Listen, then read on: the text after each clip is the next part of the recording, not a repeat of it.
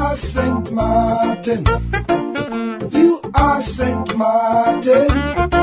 The URSM, the Unified Resilient Sint Maarten Movement, being a political movement, will be hosting a weekly radio program called You Are Sint Maarten, every Wednesday from 6 to 7 p.m. on Radio Mix 94.7 FM. I myself, Dr. Messalina, the political leader of URSM, will be hosting this radio program in which current issues, actualities and general topics will be discussed with the people of Sint Maarten. So join us every Wednesday on Radio Mix 94.7 for our radio show You Are Sint Maarten. You are Sint Maarten. You are Sint Maarten.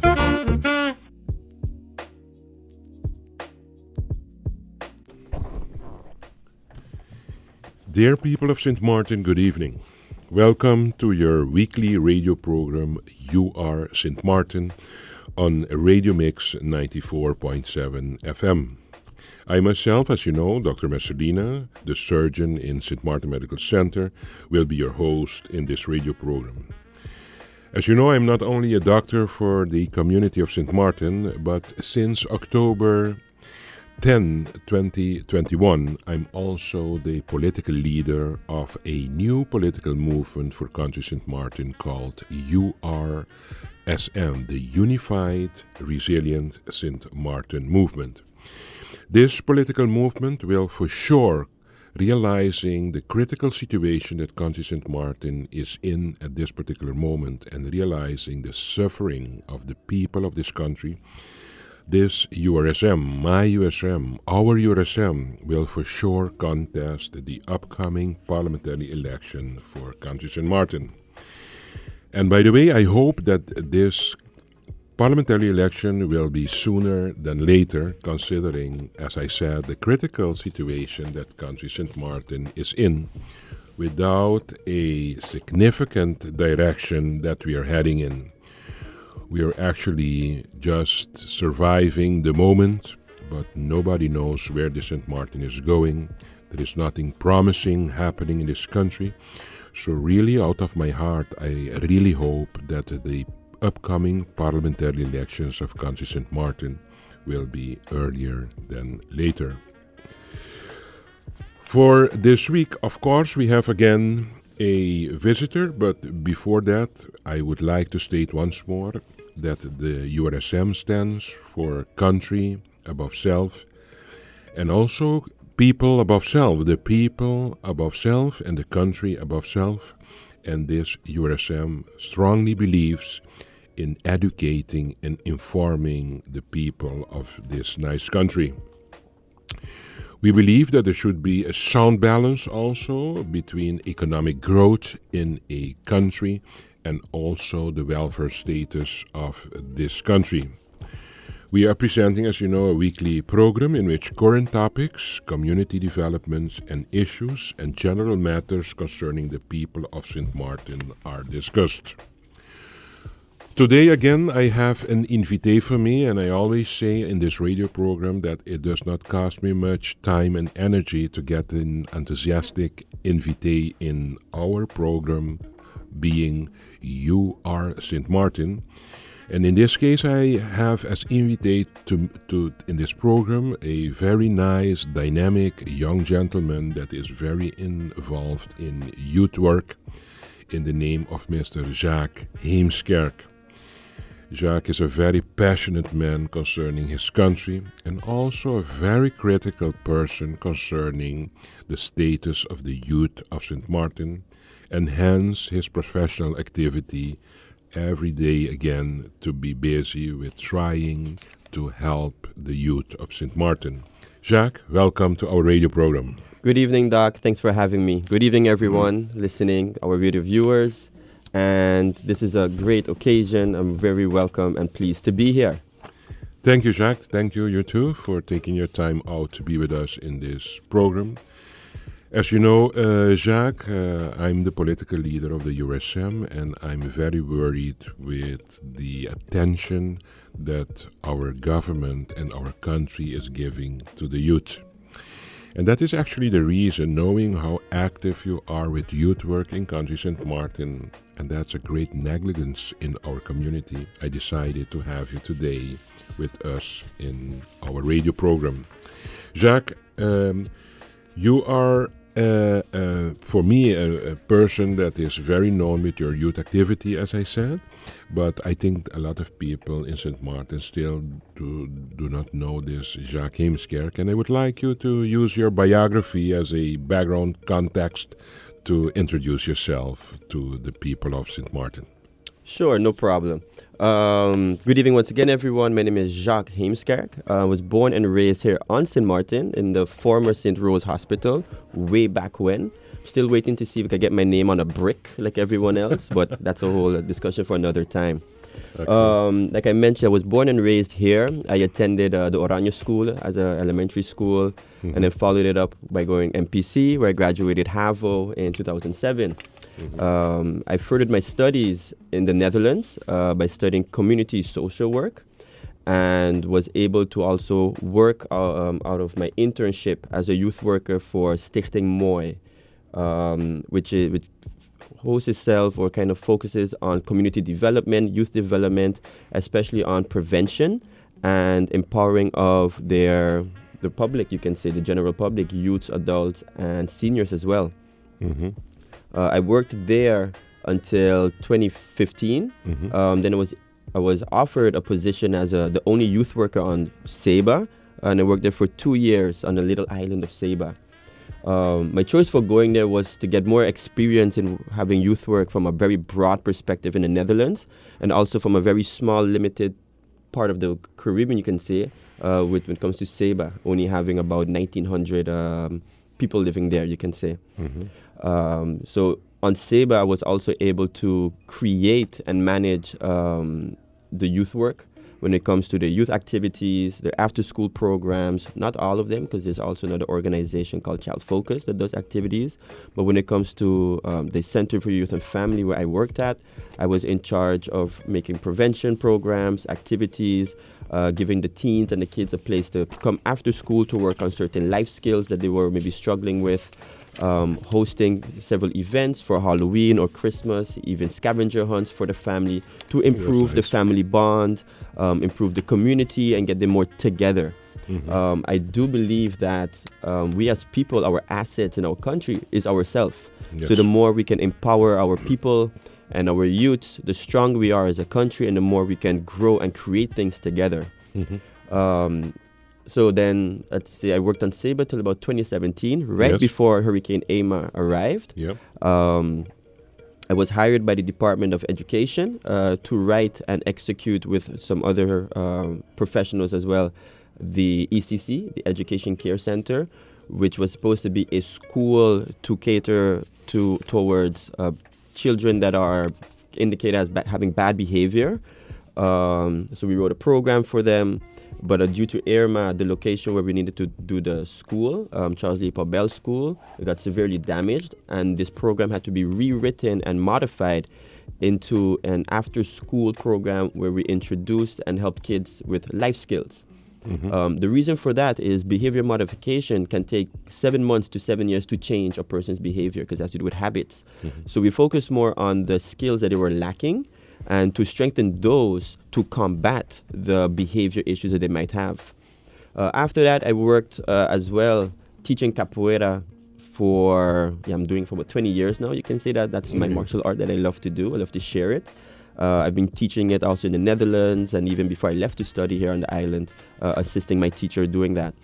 I was recently graduated to the first student here on the island that got the rank of professor. You can see that kind of, it's beyond black belt. I'm not going to say like which dan, but I know for sure it's approximately like the second dan in black belt if you want to compare it to taekwondo or karate.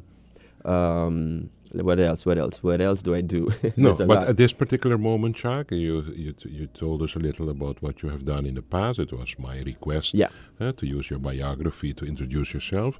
But what are you doing professionally-wise at this particular moment? So right now, I've started to teach more capoeira as a tool to combat, let's say, behavior issues with kids, but also to empower them, to help them with their mental health, to make them feel stronger, have more confidence.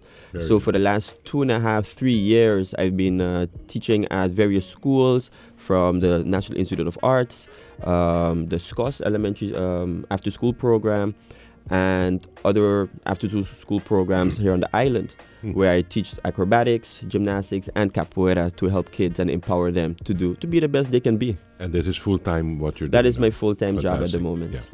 Jacques, the reason that I have you here in our program is, of course, because we have a common sense of commitment and love for country Sint Maarten.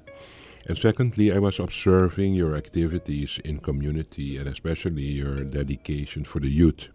And I approached you because, as you know, I am busy with this URSM, this promising political movement. And we have several committees in this political movement. And one of the committees that we have is the Neighborhood Committee. In this neighborhood committee, we sat together and I told you, Jacques, would you like to help me to set up this neighborhood committee? And my focus was, and we discussed it together, and we came to the conclusion that it will have to do with a vision for anti-littering in the neighborhoods. The second aspect would be the combating of crime and prevention in the neighborhood.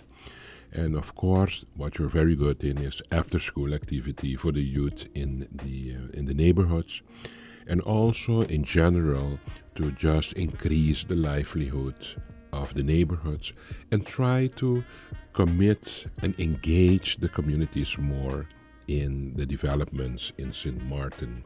That is actually the bigger picture how we started.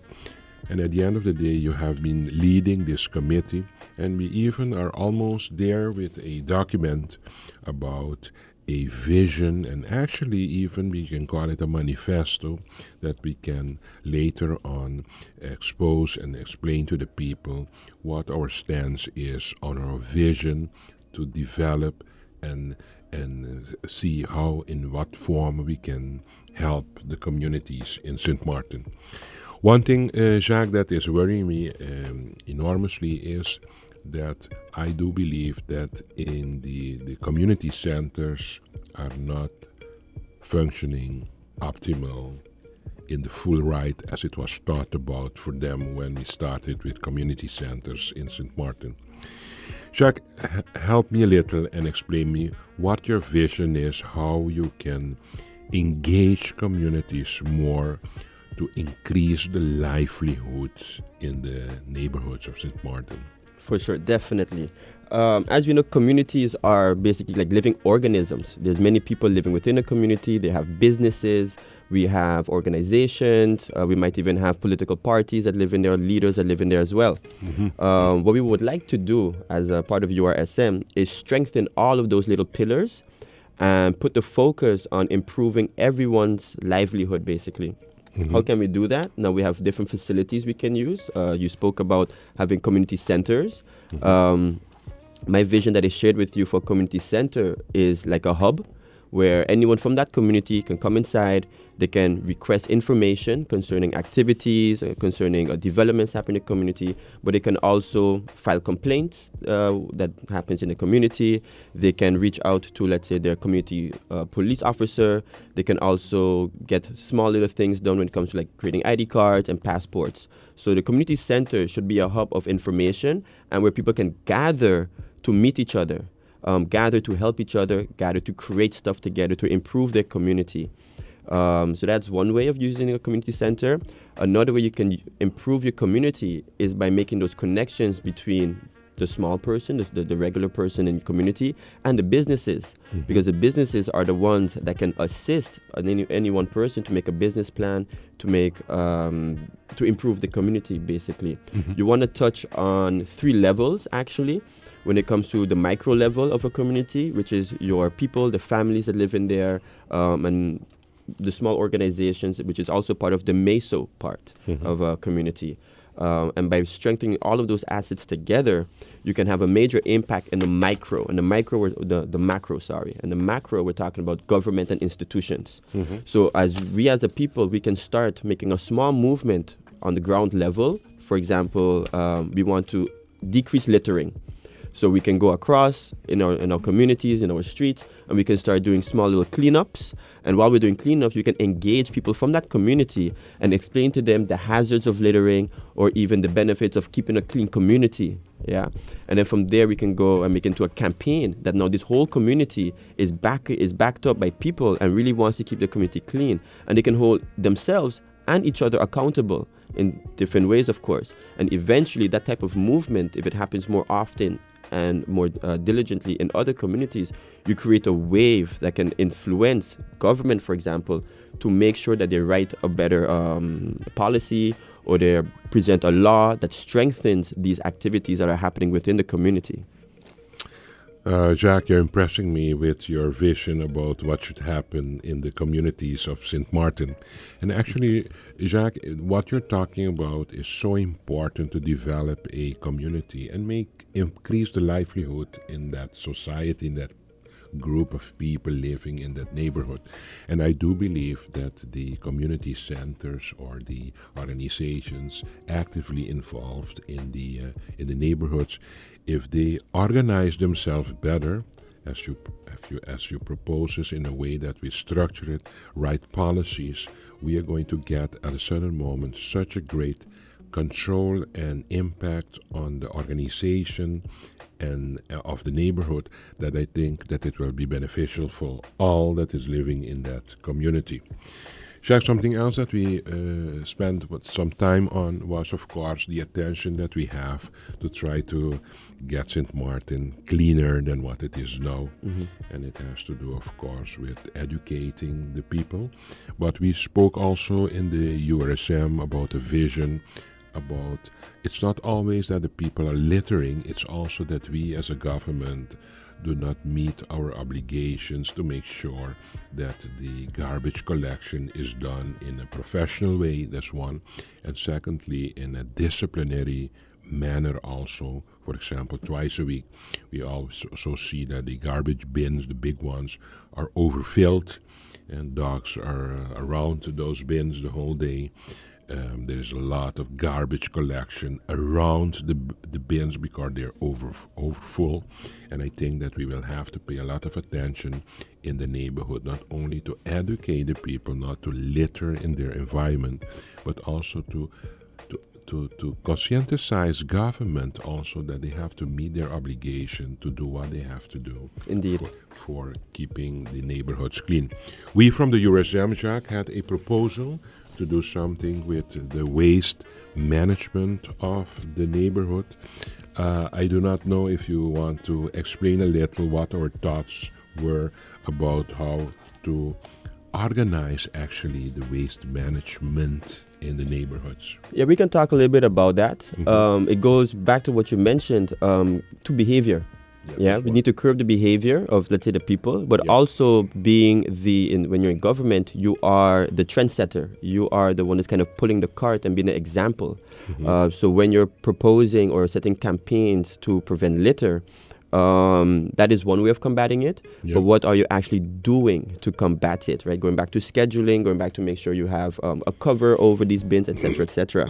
Now, one of the ways that your SM thought about to include, or let's say to lessen the burden of litter on the island is, again, using everyone as an asset. We are all assets in this. We can set up a little system where we give, for example, GB the reins within construct, of course, within parameters that they can manage the waste management by, let's say, providing a cost that goes on to the people. Now, we're not saying you have to pay a whole $1 every month extra, right? It's going to be very low cost because together, many of us many hands make light work. So we can all chip in just a little bit. We are all combating basically our waste management to how it needs to go. We can filter that money into, let's say, recycling programs, or even making your own homemade recycling area Yes. where we can take out your produce and your plastics and your glass. There's separate them. There's Yep. organizations that actually do reuse stuff. So I know there's probably a company on the French or even on the Dutch side that Yep. use glass. We can see if they can do something with the glass. There's different ways you can reuse plastics as well. Like I myself am using plastic soda bottles to create planters at Yep. home.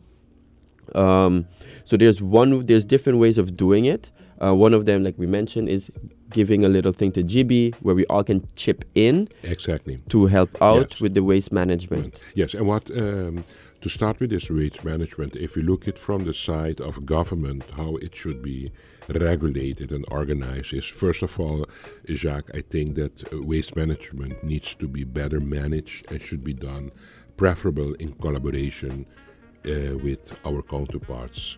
In the north. Of course. Yes, I think totally agree. you agree with me? Yes, I do I agree. believe that we should do it in collaboration with our partner on Sint Maarten. That's one. Secondly, every organization of managing something, like for example waste management, costs money. It costs money to get it organized in a responsible way. For example, in this case, with our waste, I do believe that we have to structurally organize the waste management in a way that I do believe we have to create a waste authority in Sint Maarten. And for example, I thought we can put it because we know exactly the addresses of all those that consume the utility here in Sint Maarten. I thought we can put, for example, this waste authority under the umbrella of NVGB, for example, and to incorporate a small waste management fee in the monthly billing cycle, and this to cover waste management. Of course, people don't like to hear that you have to add something on a bill that is already very, very threatening how high the GB bills are nowadays. I do believe that with the fuel clause, with control of the fuel, that you can do something with the high bills, invoices of GB nowadays. But on the other side, we have to realize also, if we want to get our country cleaner, we will have to structurally organize our waste management. And once we talk about organizing waste management, it comes with a price tag. Yes. And this price tag will have to be paid if we are in a position that we produce waste. That means that we will have to pay to take care of the waste that we produce. Indeed. And that's why I thought it would be good if we organize our waste management in a waste authority and put it, for example, under the umbrella of the GB and incorporate a small percentage of the invoice and relate that to the cost related to the waste management. In Curaçao, for example, they have this Celicar and is doing it in that way. And it's nationally wise organized, and in that way you see that the people do contribute with a small fee on a monthly base, and that is the contribution to take care of their production of their personal waste. Yes. And I don't think it's a bad idea. If we want to improve Sint Maarten, we will have to hold each other's hands, we will have to get serious about this country, and we will have to realize that everything that is organized costs money. And at a certain moment, with a good heart for the country, I do believe that there will not be a big objection to have Indeed. a contribution from each home, each family, each house for the taking care of the waste of that specific house. So I do not believe that will be a big objection from the public of Sint Maarten. And to piggyback on what you just said, to expand, let's say this is just a short-term idea, short-term plan we have. But if you look at the long-term benefits of it, if we collaborate with the French side, with our northern part, that's extra on us. Also with the contribution, so that can keep the costs low.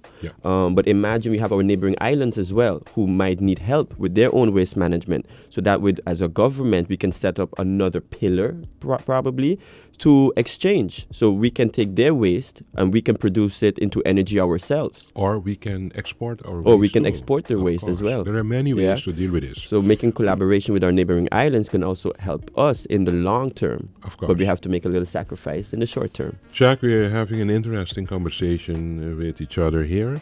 Unfortunately, time is running fast on us. We are going to take a small break and we will be back in a few minutes. Dear people of Sint Maarten, welcome to the second half of our weekly radio program, You Are Sint Maarten. As in the first part, I introduced our invité of today being Mr. Jacques Heemskerk. Jacques Heemskerk is today with us in our radio program. Jacques, once more, welcome to our second half of our radio program. Jacques, in the first half, we spoke about the neighborhoods, the communities here in Sint Maarten. And one of the things that keeps the livelihood of a community, a neighborhood going, is of course to connect that neighborhood with the rest of Sint Maarten, the rest of the world, as I say. And that means that you need a good infrastructure concerning transportation. Mm-hmm. And of course, from the Committee of Neighborhood from the URSM, we also had brainstormed on possible options and possibilities to improve the connection, the transportation from the neighborhood to the main roads, to Philipsburg, to the important places in Sint Maarten, like, for example, the airport, head office of, for example, utility companies, etc. So, Jacques, just give us an incentive about what has been thought of the reorganization as possible options to improve the communication between the neighborhoods and the rest of Sint Maarten. Indeed. Thank you, Doc, for having me here once again. Welcome everyone to the second half of this radio program. To just give an answer, we're going to present a vision, right? So let's say the vision of your SM transportation is that public transportation should be equally accessible within all districts of our community in an organized manner, right? Yes. So we want traffic to flow easily, effortlessly from one place to the next. So everyone, even a person in Sucker Garden at the moment who can't get to town because there's no buses, has access to public transportation.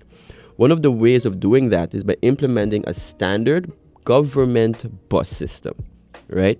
With you have standard rates, you can do special rates for seniors, even for kids, The school-going kids, for schools, for special needs as well.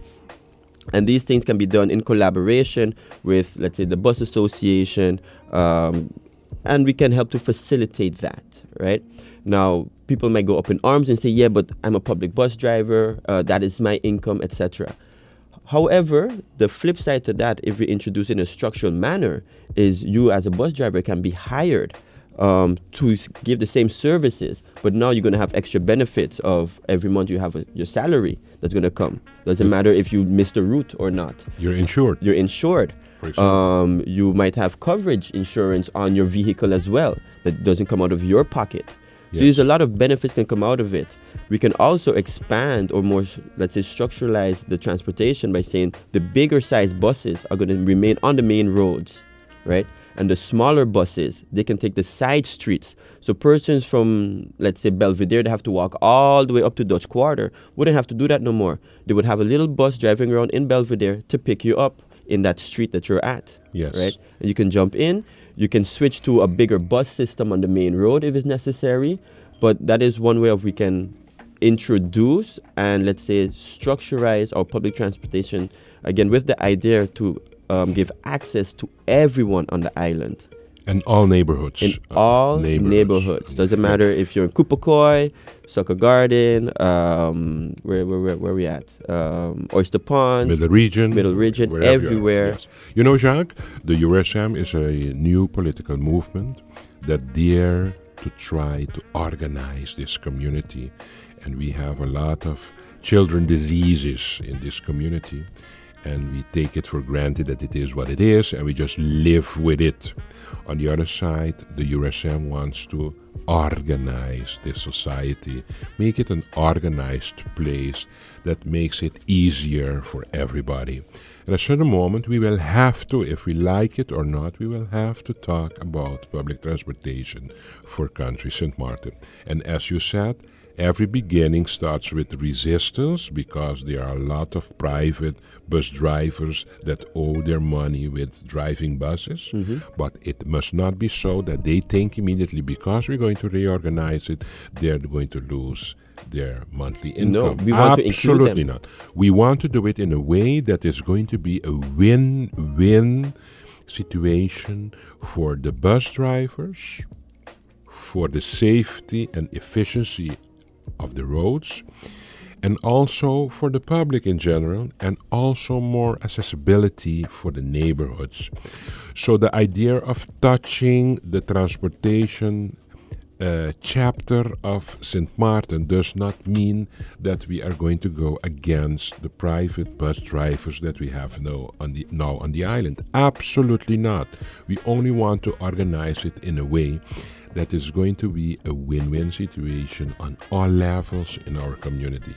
More efficient transportation for everyone, more accessible for everyone, more organized, and also infrastructurally, Jacques, that we have it organized in a way that we will really have good organized and well-kept bus stops next to the roads. Yes.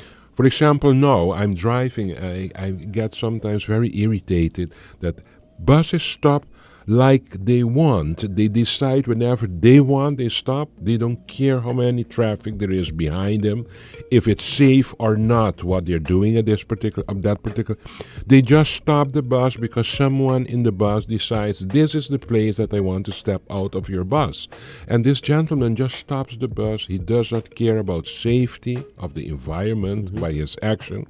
He doesn't worry about the intensity and the time of the day that he's stopping on the main road, blocking actually the roads. And I do believe that this irresponsible way of living with each other in a cohesive manner in a community. And I do really believe that if the URSM gets in government, it will be one of the topics, like it or not, that we will have to tackle and organize our public transportation for country Sint Maarten.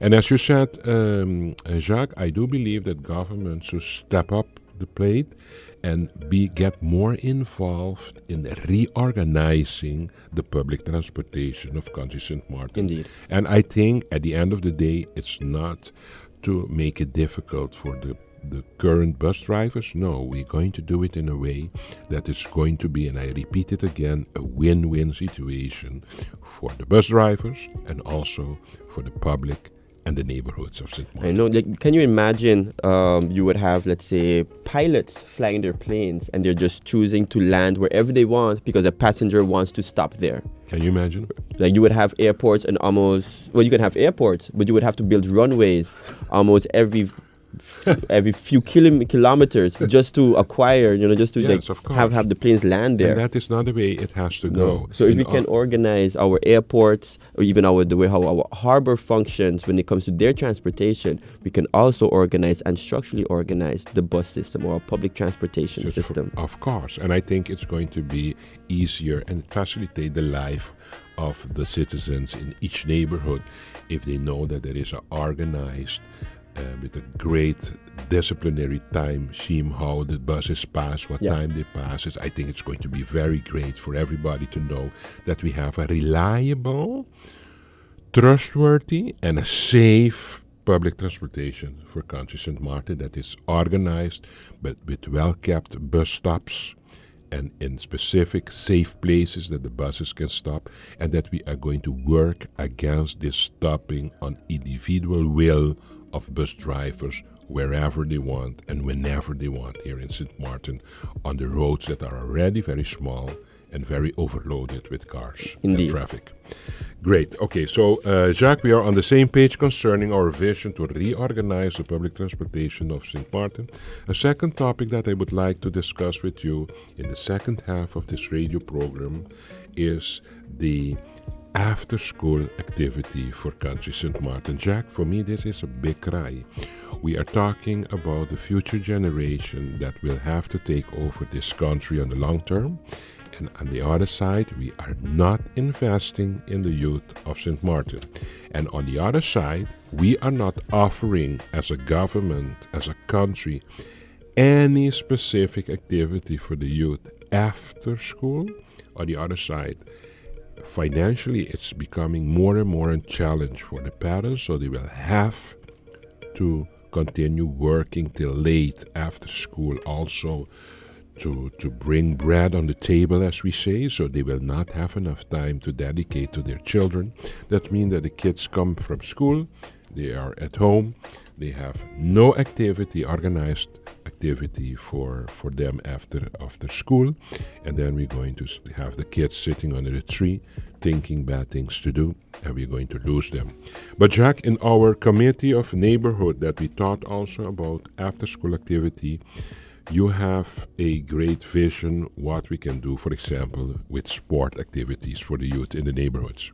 Yes, so we had a great meeting with two gentlemen who came with this idea of starting up a Sint Maarten High School Athletic Association, which is a wonderful idea. We have federations, we have a sport federation, we have some organization, non-profit organizations that do a lot of sports for our elementary school kids and their levels. You can talk about the soccer, the football league that we have here. You can talk about the Little League, baseball that we have here on the island. You can talk about King Yen Taekwondo that he does every year. Myself teaching capoeira with the kids. But when it comes to the high school level, that is where our sport kind of fades and disappears, right? Compared to other countries where we want to kind of compete. Myself, being in sports and being around youth and seeing their talents, we have a lot of talented players here. Male, female kids, teenagers, it doesn't matter. Thin or big, doesn't matter their size. We have a lot of talent here. The setback we have is that there's no facility or no program on the high school level to cater and nurture those talents. So we do it when they're small. We expect them to do it on their own by signing up by these non-profit sport organizations, and then we hope that they can become pros in the future, right? So it's not really structured. And by implementing or creating a high school sport association, that is another step in making your sports more professional, where you're going to offer kids, and especially your youth, your teenage youth, an opportunity to get a sports scholarship for whatever college they want in whatever country they want to go to. We talk about the States. It's very known in the States to get sports scholarships. In the Netherlands, it's picking up a bit more. You can apply for a college and indicate and go to your college dean and tell them, well, I am playing this sport on this high level, and therefore they can request a little scholarship for you or incentive. But here in the island, we haven't done that.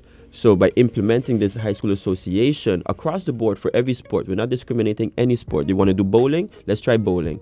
You do table tennis or regular tennis? We're going to add that too. The paddle board that just opened up there in Bel Air, we can add that as well. So we want to go across the board and kind of structurally bring in this nurturing and guidance of high-level coaches, local coaches, of course, certified coaches, and to get our teens and our youth on that level that their talents are not squandered. Yes. Right? They can use it, because when you're a teenager, you're always in a phase of puberty, and you have to figure out who you are as a person. Yeah, you want to have your social circle you want to go. You have pressure with school because you want to graduate as well. And people are always asking you what you want to be when you grow up. Yeah.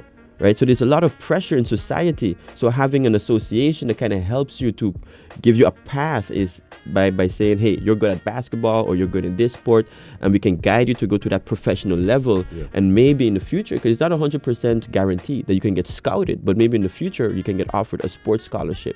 And that can help you with your tertiary education when you go to college. Fantastic. And you know what I like about this proposal of this high school sport association is that structurally you engage with the schools. Yes. That means that you have a good control of the youth because you grab them in the school program. Indeed. And in that institution of the school, you pick them up and you add a after-school activity with them in this form of of giving them the opportunity to do something with sports. Exactly. And in addition, you also strengthen the school's culture because you create a sense of pride. Yes. We are proud as a school because we have this team. Yes, we are proud we of have a a school good team. because we have this team. And we have this player. This player. And we have Yes. these school competitions. Fantastic. And you can also highlight your teams and highlight your players. I just came from a trip in America. I was driving through Texas. And throughout all their high schools, I'm seeing huge banners of just their students who did well in education, but also in sports. They're just showing them like these are our teams, these are our students, and that brings a great sense of pride to not only the student, but to the family, to the community, because we can see, look what we're doing, look what kind of people we're producing, look our future generations, our future leaders. Yes. This is what we're producing. That's great. And we are not looking at our youth in the way that the USM wants us all to look at it. At this But moment, not. no. But it will come, Jacques, believe me, because I will not give up on this country.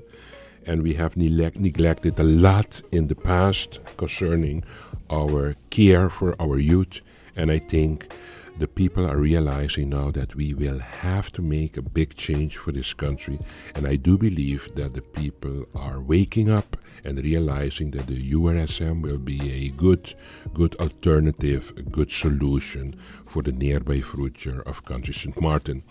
On the other side, Jacques, we are talking about all kinds of high school sport activities, but we will have to engage as government also to give priority in our yearly budget that we treat in Parliament to reserve enough finance to make sure that we get great sport centers to offer the program that we want to offer through, for example, this high school sport association program to the kids, because we would like them to play great football and baseball and basketball and tennis and table tennis, swimming, but we will have to make sure as a country too that we have the establishments at a nice level that we can offer the kids the great comfort that they can exercise the choice of the sport that they choose for.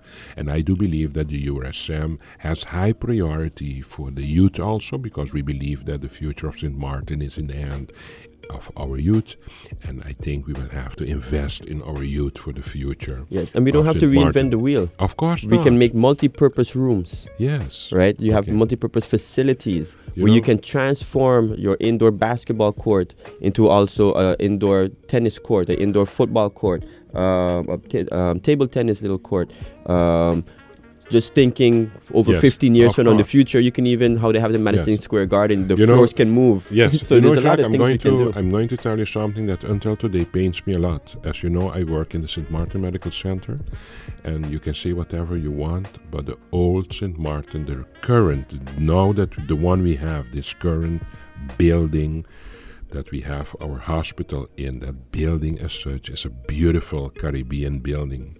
And at a certain moment when we were so far to start a new general hospital construction for country Sint Maarten, I'm telling you honestly that I was against constructing this hospital behind this current building, and then at the end to demolish this building, because it's such a beautiful building, this Caribbean, with the patio in the center, with the wings on all sides. And I was always envisioning a after-school youth city, I wanted to call it, in there, to try to connect that building as such with some changes with the infrastructure and the roads and traffic, and combine it and connect it with the Raoul Illich Sport Complex. Next to that, we have the basketball court, we have the tennis court, and I was envisioning a great youth city. I wanted to call it Youth City Sint Maarten, that all kids, we could arrange it with buses that would bring the kids directly from school to the youth city, and we would invest in that building and give it other destiny and build our hospital somewhere else, because people say there is no place to build a new hospital. I do not believe till today, and I dare to say that that is the best place to build a hospital, but unfortunately I lost that battle, and so I will have to deal with my losses. But I have always envisioned a beautiful after-school youth city in that specific building. And you know what, Jack? I was envisioning, for example, all the rooms where the patients are in now to make them, for example, one section library, other section is gaming room, computer room, dance studios, art studios, silent rooms to do your homework, yes. computer rooms. You know, I had it completely thought of, but unfortunately others had more to say at that particular moment than I.